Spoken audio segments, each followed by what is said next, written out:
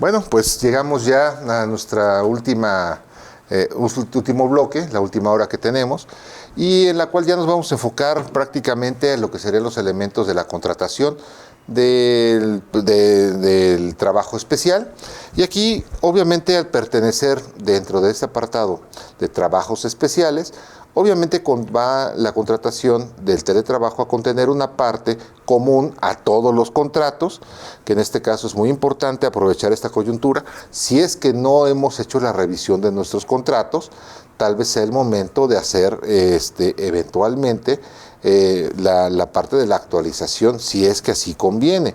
No necesariamente estoy diciendo que hay que hacerlo, pero sí debemos considerar que dentro de los elementos normales, los elementos generales que debe tener todo contrato, independientemente de que podamos darle el sello, la característica especial y todo eso, debemos considerar que el artículo 25 de la Ley Federal del Trabajo nos habla de estos elementos, llamémoslos esenciales o generales, de todos los contratos individuales de trabajo. Va a ser el que nos vamos a enfocar en este momento, donde, permítame que está llegando una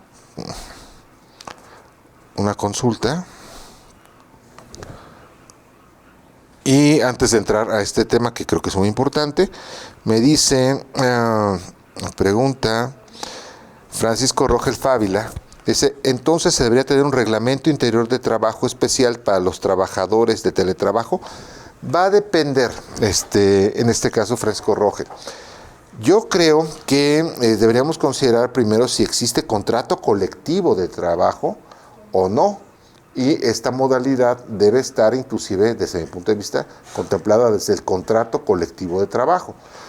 En ese sentido, para que vaya armónicamente, el propio reglamento interior de trabajo podría tener un capítulo especial, no necesariamente otro reglamento, sino un capítulo especial donde se incorpore esta figura y el tratamiento correspondiente a los trabajadores que prestan servicios de esta manera.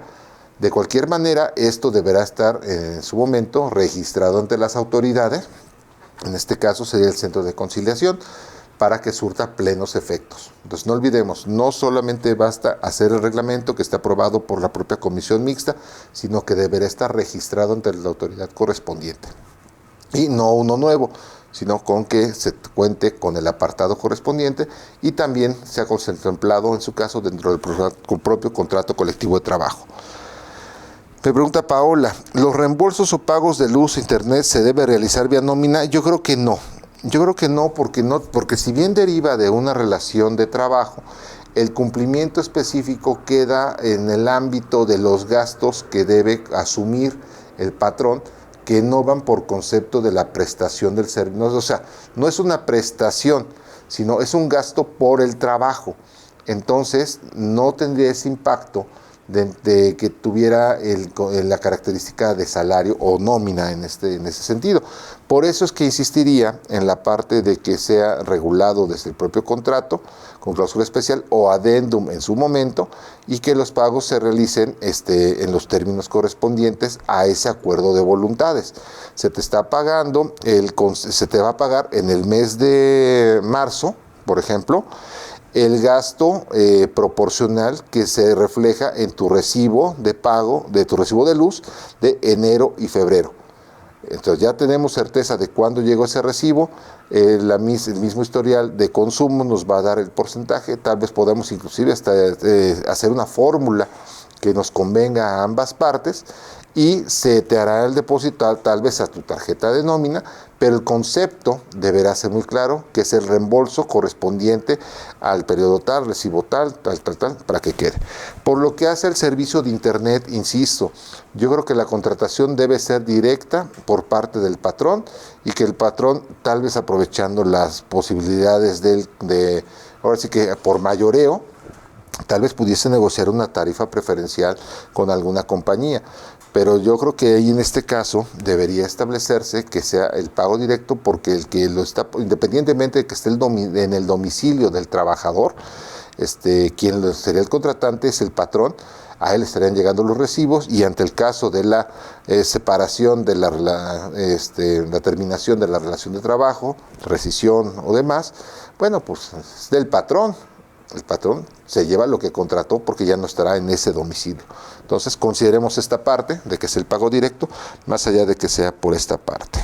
Ahora, Cristal me pregunta, no, y Paola, por favor, si tiene alguna duda o algo, compártamelo, por favor.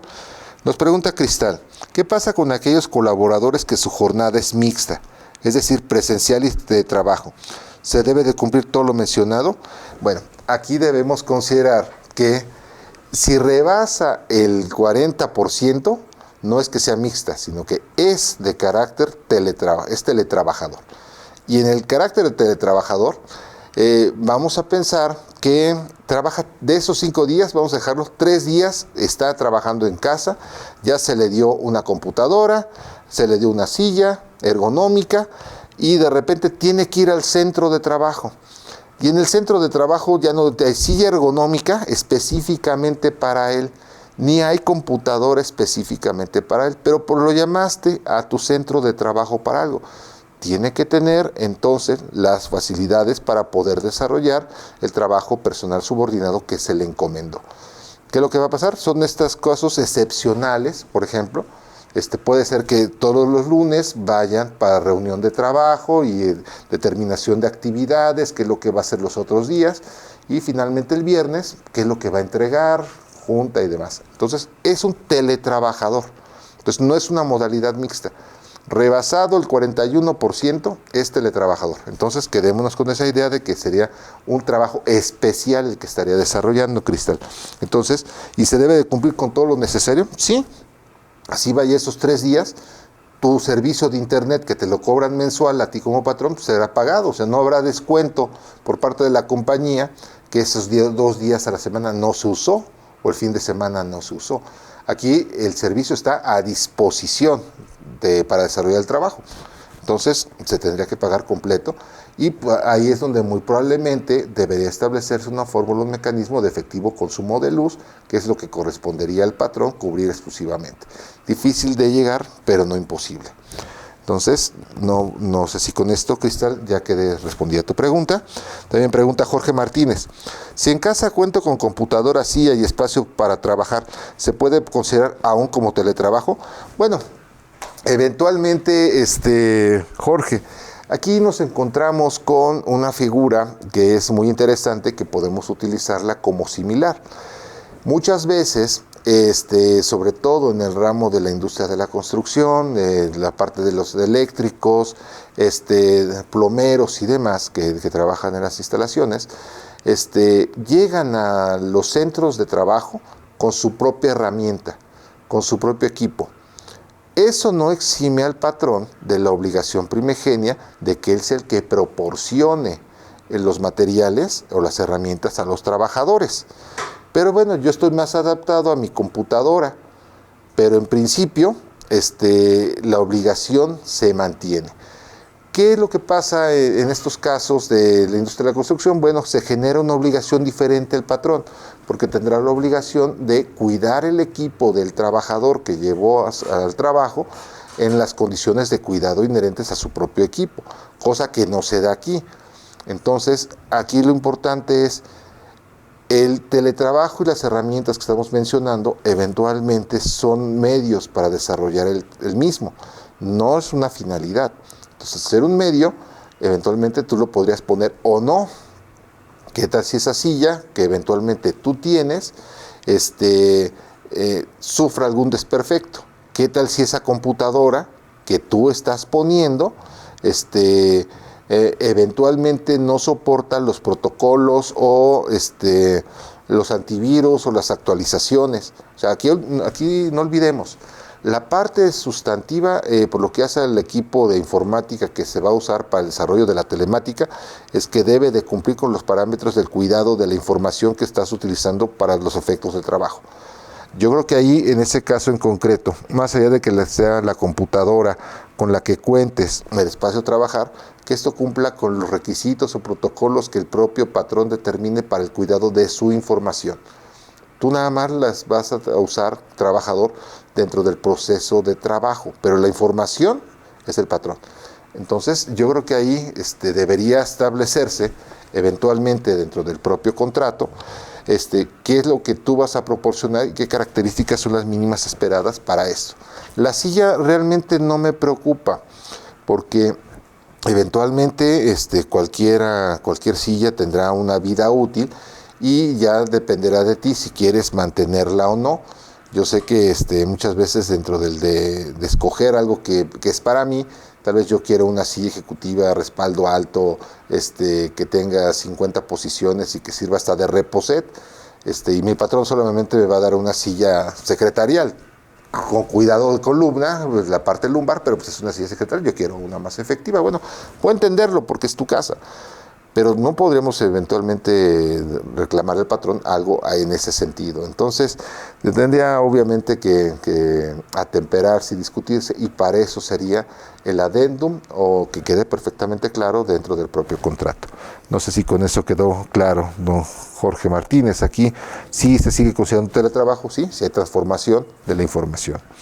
Y muchas gracias por contestar, don Francisco Rogel. Agradezco mucho esta pregunta. Ok, entonces ya vamos a apurarle porque tenemos todavía algunos puntitos que serán probablemente discutibles, pero dentro de los elementos de la contratación debemos establecer primero que no por ser un trabajo especial se abstrae de la generalidad que debe tener todo contrato.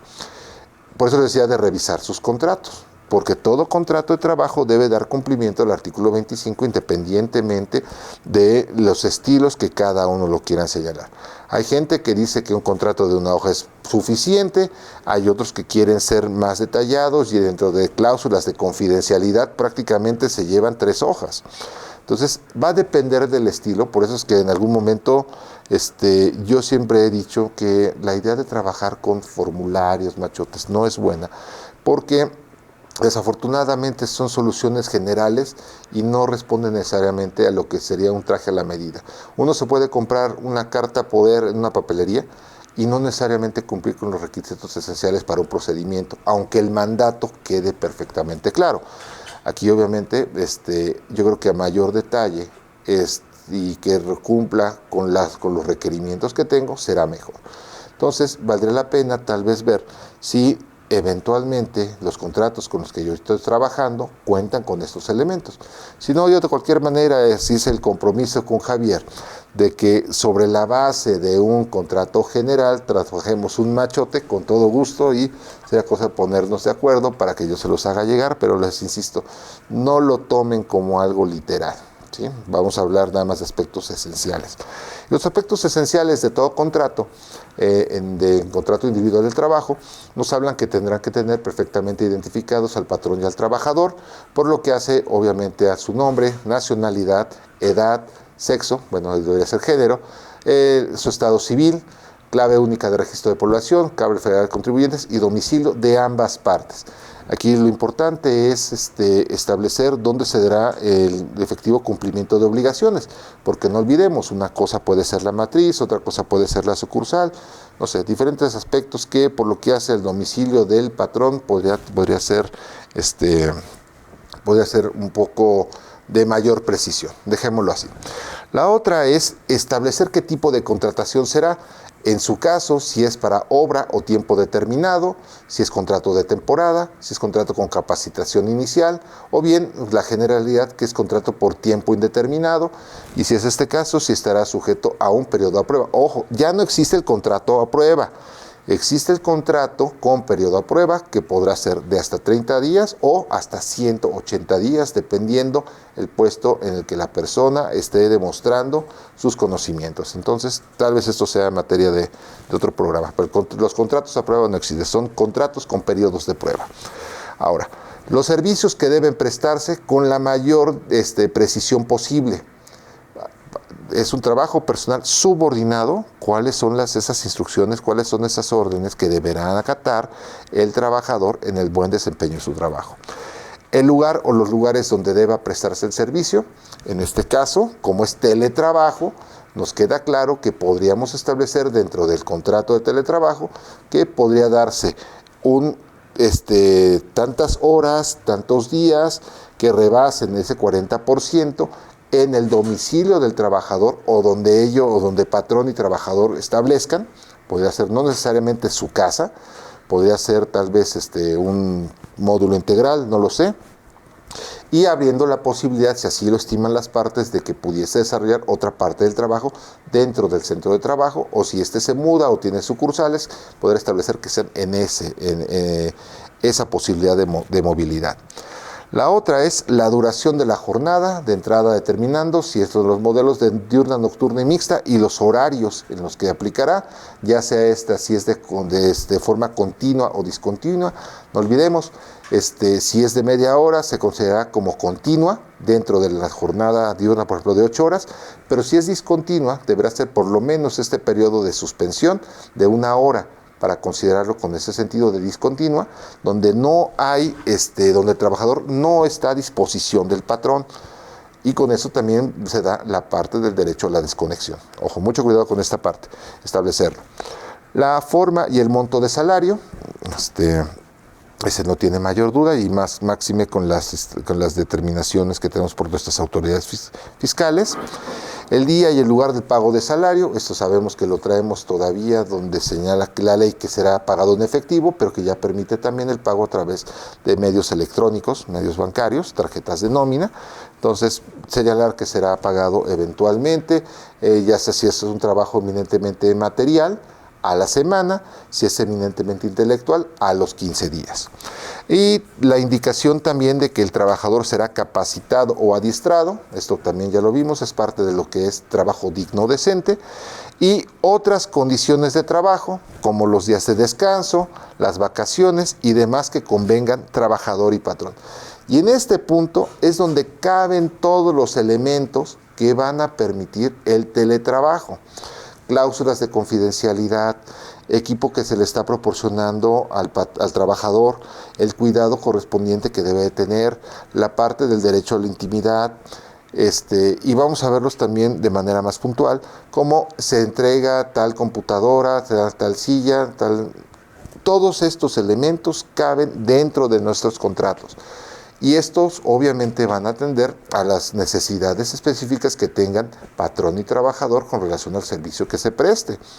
Podríamos incluir, por ejemplo, el uso de diademas, es decir, audífonos con micrófono. Sí, claro, precisando también el cuidado correspondiente que se debe tener por un mal manejo.